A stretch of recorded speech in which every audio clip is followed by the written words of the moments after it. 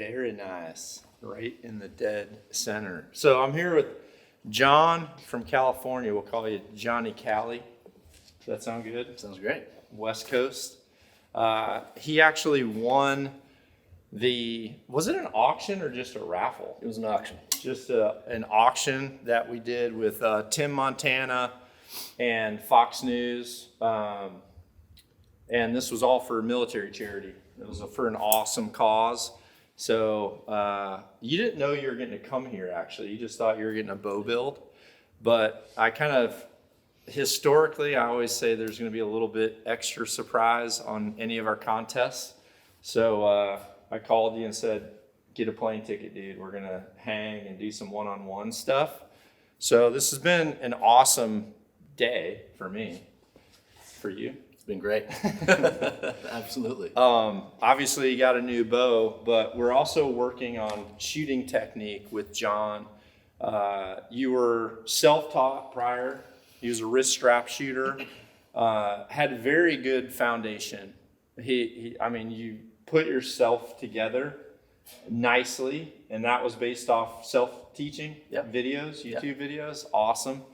But we kind of found one flaw, I should say, in your technique which was your index finger, which all of us have an index finger that normally is the crazy one of the batch. So we tried switching them over to a back strap, but just because of the repetition that he's had with the wrist strap, his index finger still kind of wanted to do its own thing, which is fine.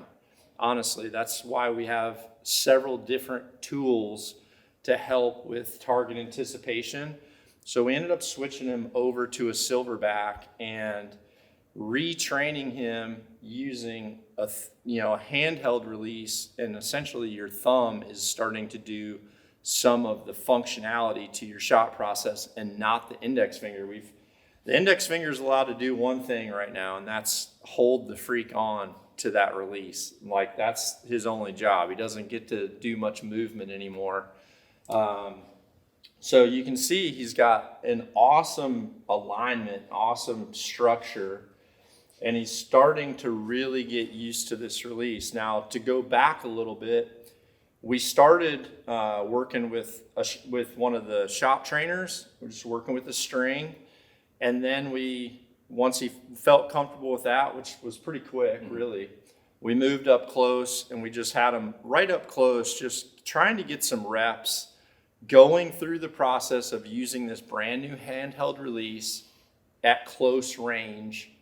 And honestly, once we probably shot 20 or 30 arrows, I would say up close, we just called it a day.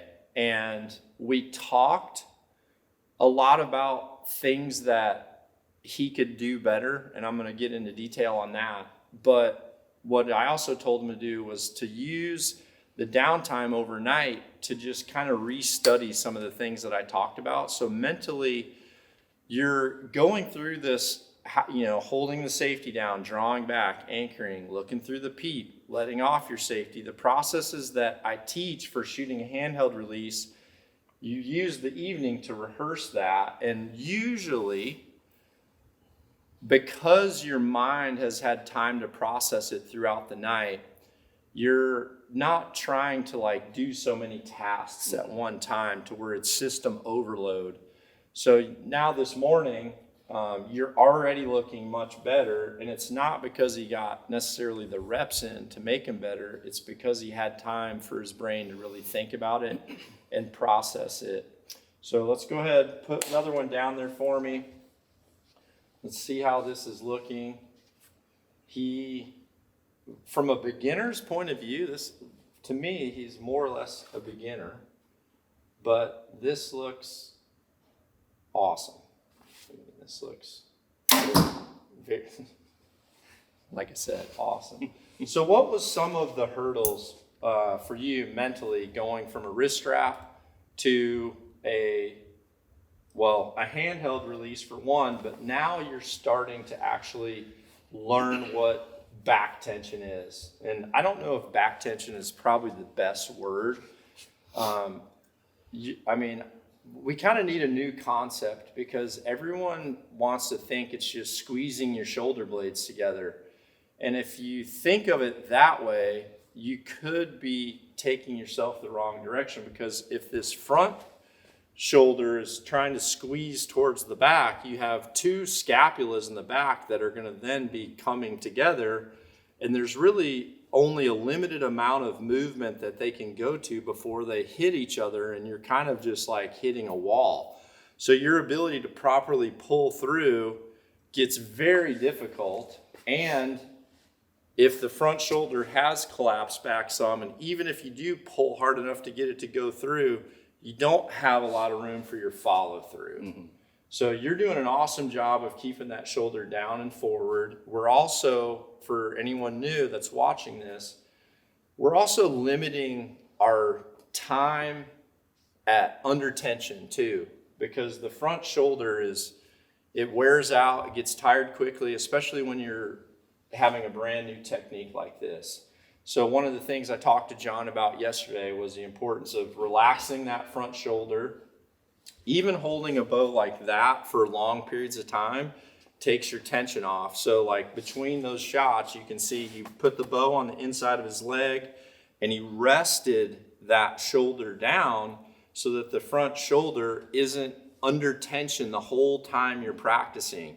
Another thing we're doing is we're shooting one arrow, giving ourselves time to like rebuild and get the strength back, make another good shot, and restart. So go ahead and let's shoot your other arrow.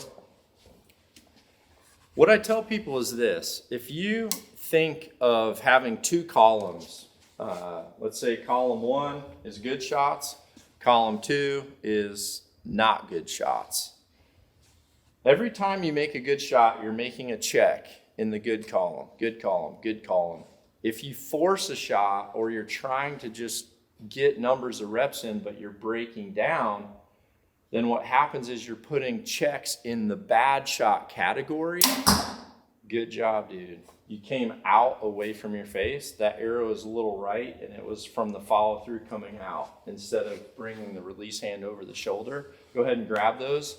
So when you think of good shot, bad shot column, when you start to have this high number of good shots start building up and the bad shot column is smaller, then you start to ingrain and you start to imprint this good shot list on that side of the column, and that's when you start to create a habit and you start to form a habit. So the lesson for today, especially if you're new to this release, is give yourself time on a shot trainer, give yourself time up close on the bail to learn the system, slowly work yourself back. We were half the distance first thing this morning. Now we're all the way back to 20 yards.